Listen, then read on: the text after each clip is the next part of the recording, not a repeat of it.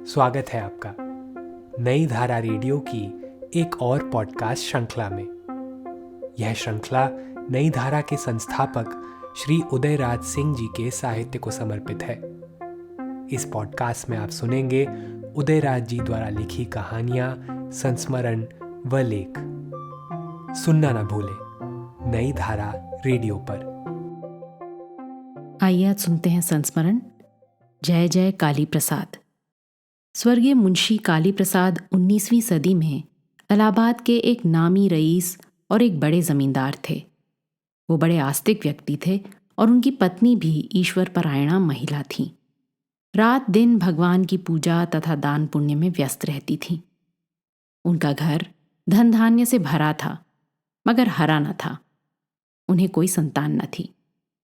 ये कमी उन्हें बराबर खटकती रहती और कभी कभी उनके हृदय में हूक सी उठती। पतिदेव को पत्नी की इस व्यथा की पूरी जानकारी थी, मगर विधाता के विधान के सामने तो कोई और विधान टिकता नहीं। जब जवानी के दिन बीत चले और जरा का साम्राज्य फैलने लगा तो मुंशी काली प्रसाद की पत्नी ने अपना धैर्य खो दिया और पति से पूछा, अब क्या होगा? ये धन, ये मकान, लाखों की जमींदारी, इनका क्या होगा? ये तो हम दोनों के बाद बर्बाद हो जाएंगे। कोई नाम लेवा भी ना होगा। भला हमारे नाम पर कोई एक चिराग भी इन कोठियों में जलाएगा? और बेचिरागी हमारी जायदाद तहस नहस हो जाएगी। बाहरी दुनिया और बाहरी उसकी माया, अंत में शरीर भी साथ नहीं देगा। और जर जायदाद जो इतनी मशक्कत से इंसान जीवन भर संजो कर रखता है, वो सब कुछ यहीं छूट जाता है। बाल बच्चे शमशान तक साथ देते हैं और जीवात्मा के साथ तो केवल उसका कर्म ही जाता है। मुंशी काली प्रसाद ने अपनी पत्नी की व्यथा पहचान ली, मगर उनकी प्रज्ञा स्थिर रही। उन्होंने झट कहा, आखिर तुम चाहती क्या हो? बस एक उत्तराधिकारी, भगवान की जैसी मर्जी, किसी को गोद ही ले लें।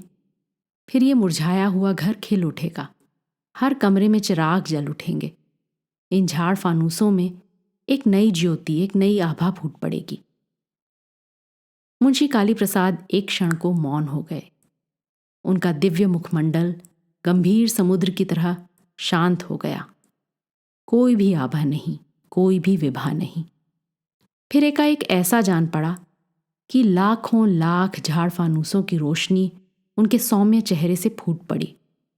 उनकी पत्नी की आंखें चौंधिया गईं और तब वे मुस्कुराते हुए कहने लगे, रानी, तुम एक पुत्र के लिए तरस रही हो और मैं तुम्हें एक नहीं अनेक लाखों लाख पुत्रों की मां बनाने जा रहा हूं।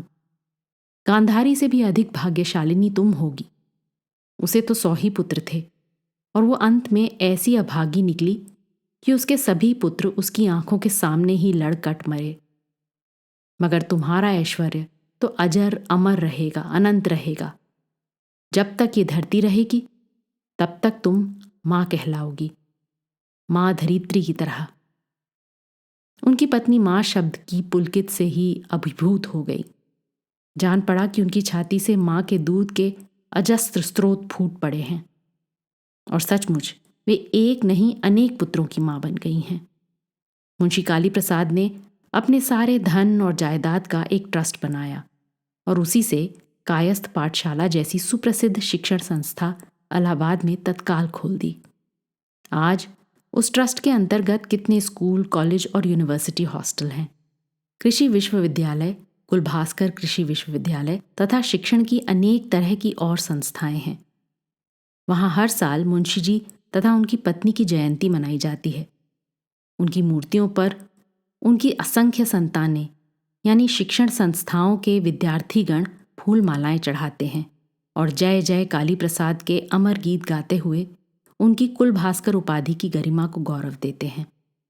जो जो विद्यार्थी कायस्थ पाठशाला में अपनी शिक्षा समाप्त कर संसार में प्रवेश करते हैं, वो चाहे जिस प्रांत में रहें या जिस धंधे में हों, अपने को मुंशी काली प्रसाद और उनकी धर्म प्राणा पत्नी की संतान कहने में एक अलौकिक गौरव महसूस करते हैं।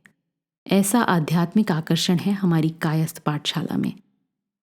ये कोई जाति विशेष या किसी खास धर्म या संप्रदाय की संस्था नहीं, ये मानव सेवा का एक अनूठा संस्थान है।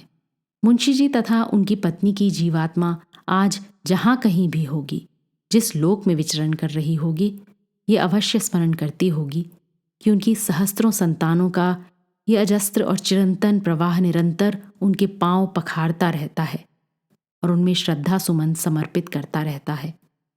यह क्रम तो अटूट, अबाध और अनंत रहेगा। मैं भी उन लाखों लाख संतानों में से एक हूं। भगवान करे मुंशी जी हरेक के प्रेरणा स्रोत बने। इस पॉडकास्ट को सुनने के लिए आपका धन्यवाद। हम आशा करते हैं कि हमारी यह प्रस्तुति आपको ज़रूर पसंद आई होगी। अन्य पॉडकास्ट्स, वीडियो इंटरव्यूज़ आदि के लिए नई धारा को सभी सोशल मीडिया प्लेटफॉर्म्स पर फॉलो करें। जल्द ही आपसे फिर मुलाकात होगी। धन्यवाद।